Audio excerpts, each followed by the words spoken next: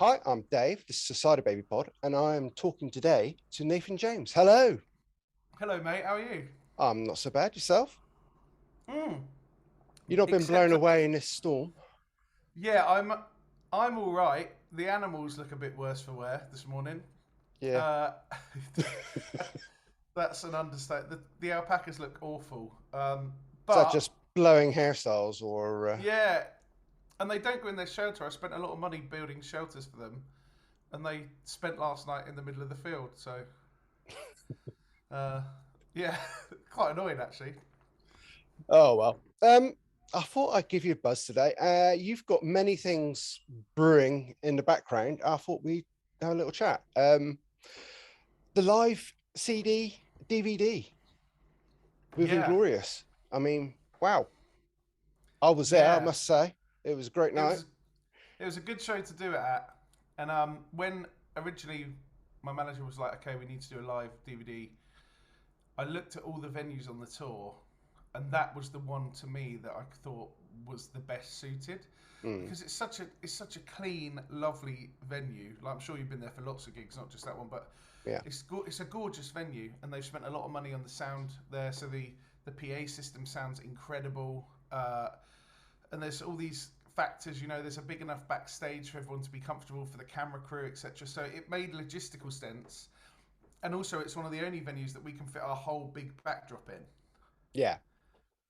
Because it's such a big high room. Mm, You play somewhere like Rock City, and the backdrop is like that. It's like really long and thin. Whereas here we got the whole backdrop in, and I just think it looked great. Looks great, sounds great, and that venue is it's my local kind of venue now. Now that I'm a Devon boy, that is the one absolutely. that I enjoy playing, and I've been there to see gigs as well. I've seen Chris Barris there a couple of times, so yeah, I love it. I think it's a great venue. Yeah. So when are we likely to see the release of this? That will officially be released on the 8th of April, which is the day before I finish the War of the Worlds tour. So it's a very busy time. Yeah. We've got a couple more singles to come actually. Uh, the first single came out was obviously "I Don't Need Your Loving." The next couple of singles are from yeah. No, you, I'm not gonna say. I'm go not gonna on. say. I Okay, have let me this have a look. every time. Let me have a look. What can I say? So the next single that's coming out is from the last album, from We Will Ride. Okay. That's a pretty big tease. Yeah, Yeah. and then on release day, the single and video coming out is from album two, Right. I think. So You think. Being very vague. I know because I want people to pre-order it. I want people to pre-order it and get excited when that gets downloaded into their iTunes or whatever, or their Apple Music. It'll be Yeah, I appreciate that. yeah. Um, okay, so you touched on War of the Worlds. You're doing that as well. Busy time hmm for you. So explain how that came about. So I have wanted to do it for years. Like I think it's kind of like a perfect part for me because I love kind of like theatrical stuff, but there's not many parts that I really really want to play. Obviously, I famously wanted to play Jesus. Like that Mm, was quite a goal. yeah. Uh, Maybe Jean Valjean in Les Mis, but apart from that, I'm not I'm not really built for that kind of theatre stuff. And it's kind of the closest thing actually to Trans Siberian Orchestra in that it's an arena show, Mm, it's over the top production, there's fire and there's an incredible sound. That orchestra sounds incredible when you hear them live. yeah, I bet. Um, so yeah, I kind of was like, I really want to do this. I spoke to my manager and I said, look, I'd like, I've seen they've announced a new tour. I'd like to try and be on it. She knows the guitarist for Jeff Wayne, a guy called Laurie Weisfeld. She messaged him and said, look, Nathan would be interested. And they sent a video of me to Jeff Wayne, and he had me in for an audition the next week. Spent a day in his studio singing through Thunderchild and just hanging out with Jeff. And we got on like a house on fire. He's a lovely man. And and yeah, he booked me on the gig, and then this time around I've been invited back for a second time, which is just amazing. I thought it's something I'd only get the chance to do once, but obviously I made enough of an impression to get an invite back, which I'm very grateful for. Absolutely. So Thunderchild, the track you'll be singing. Hmm. Yeah, I'm. My official part is the voice of humanity, which is sounds quite important. So It does. I'll take it. Okay. Going back to Inglorious, I mean, 2 albums last year, that was quite an achievement. We Will Yeah, Ride, Heroin. How did that all come about? I mean, We Will Ride was obviously bound to happen, but Heroin, and we recorded this live album, so it's like it yeah, was a lot. It was a lot in a year, really. We knew we had to do a live album, and I think on that tour it felt right to do it then, just mm, because after all that we'd been through, kind of at that point with COVID, it felt like the energy at all these shows, as I'm sure you felt as well, like everyone was so hungry for it, right? mm, Everyone was just so up for it. They feel like they've been let out of a cage. yeah, So it was perfect for that reason. Um, and then with the covers album, it was we knew we had to do one, so I was like, why don't we do it in this time that we've got? We're never going to have this time again. mm, Um, so yeah, it kind of just made sense to do as much recording as we can during lockdown. And yeah, we banged that out in a very short time. I think Phil did his drum tracks in 2 days. wow, yeah, The whole album in 2 days. that's impressive. Yeah, we don't we since the beginning of this band, like we've never messed about. Do you know what I mean? Like when we get in the Mm, studio, we are aware that it costs money. It costs money to the studios that we go to because we don't like to do anything on the cheap. We want it to sound great, you know. mm, And you can hear a difference between home yes, and an amazing drum room. Um, so we spend the money, but in order to get the best out of the money, you need to deliver in the studio consistently, and that's what Phil does. I recorded all my vocals and all the backing vocals in 4 days. okay, Um, yeah, and I worked from 12 o'clock till 5, so it was actually 20 hours in which I recorded all the vocals. yeah, pretty good going. Yeah, you got because time is money, right? Like Yeah, absolutely. time is money, and all the boys actually for this album, Danny, Dan, and Vinny recorded their parts at home, Right. right? So we spent the money on getting the vocals done in the studio and getting the drums sounding great, which is Mm, what you need to spend money on, really. Um, and then they just went away with the tracks that we did, laid it down in. I think they spent about a week each, and then the album was done. So yeah, it's kind of crazy. I also think it's easier when you're doing a covers album because the songs are written. You're not making changes. You know, yeah. these songs are perfect. So they're ready to go, which does tighten it up a little bit. I think my favorite off that album is Fighter. Mm. I don't know for some reason, but yeah. I mean, what It's what would you pick as your favorite from that?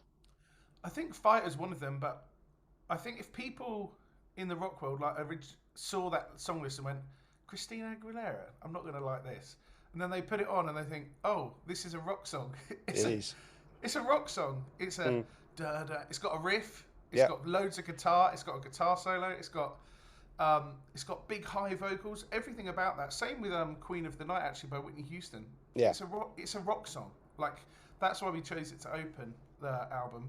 Um, my favourites are Evanescence, Mm, Bring Me to Life because I got to sing with Jeff Scott Soto, who's like one of my best friends and a legendary vocalist. Obviously, sung with Yngwie Malmsteen, A Journey. So him, that is a great song, and I love singing Time After Time because I used to sing a lot more like that years ago, kind of mm. before I started my band. What my nan would call proper singing. Do you know what I mean? Like, Proper singing, no, right? Okay. proper singing, not not me screaming my head off. But yeah, I think that proper kind of way of singing it's really therapeutic for me. But and I know it sounds nice, and it's something that people wouldn't always put with my voice, or not maybe not think I could do, or that Mm. something that I enjoy doing. But I really do enjoy that kind of part of my voice.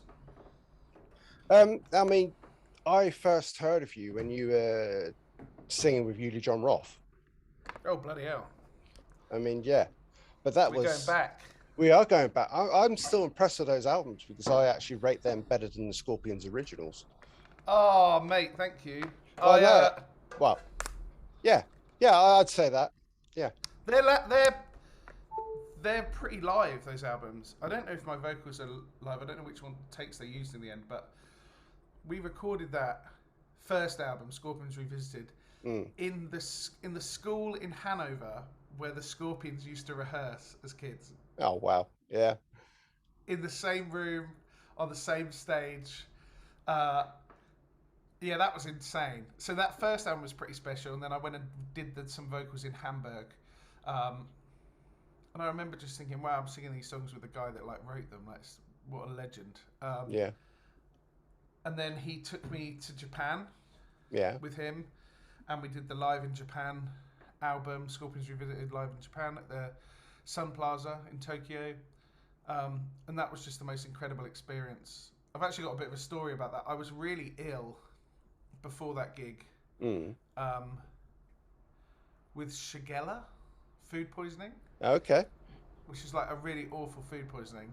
Mm. And I, I nearly didn't make the plane because I was that ill. Like I was in hospital on a drip, and I discharged myself and pulled the thing out of my arm, and I was like, no, I have to go to Japan. And like, my dad come and like broke me out of the hospital and got me on a plane from Heathrow, and yeah, I had to go. Go to Japan. Oh, anything for the performance, eh? Yeah, and I got there and I was so ill, and I was ill the whole time we were there. But it sounds good. It looks good. I was very thin. I'd thrown up everything I'd ever eaten, I think. Oh man. Okay, you've got well. Speaking of live, you've got some headline dates on festivals this summer. Yeah, the Heretic. glorious Heretic Festival. We're headlining Steelhouse on the Friday night, Yeah, which we haven't been to Steelhouse in a long time, so I'm very much looking forward to that. The last time I was there, I wore a kimono, and everyone had an absolute. I remember.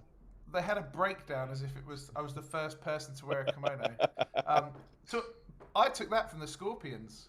Yeah, yeah. You know, like if you look at those old Scorpion videos, I'm guessing it would have been one of the. It must have been Rudy Schenker, maybe. I think it was. Yeah, on the Tokyo Tapes album. There's definitely pictures of him in a kimono. So yeah. Yeah. So. I just put it down to your flamboyant stage, you know. Yeah, but I can wear what I want. I'm on stage. The people. I've got a microphone. Do you know what I mean? I get to do what I want. Unfortunately, on stage, not off stage. I'm still. But on stage, I get to wear what I want, and I thought. I look back at the pictures and I think it looks wicked. So, yeah, I don't know what I can wear this time that will be. I hesitate to make suggestions. It'll be a mankini or something. Oh, please don't. No. Listen, we'll see. Yeah. Okay. So I suppose Steelhouse is just a week or so before Nathan Fest as well. Yes. We could carry that theme forward. Oh gosh. No, I've got a fantastic theme for this year's party. Go on, tell us. When does this go out? When are you putting this out? Well, I might put this out tonight. You never know. The theme is Night of 1,000 Nathan Jameses. So you have to come in your best Nathan James cosplay.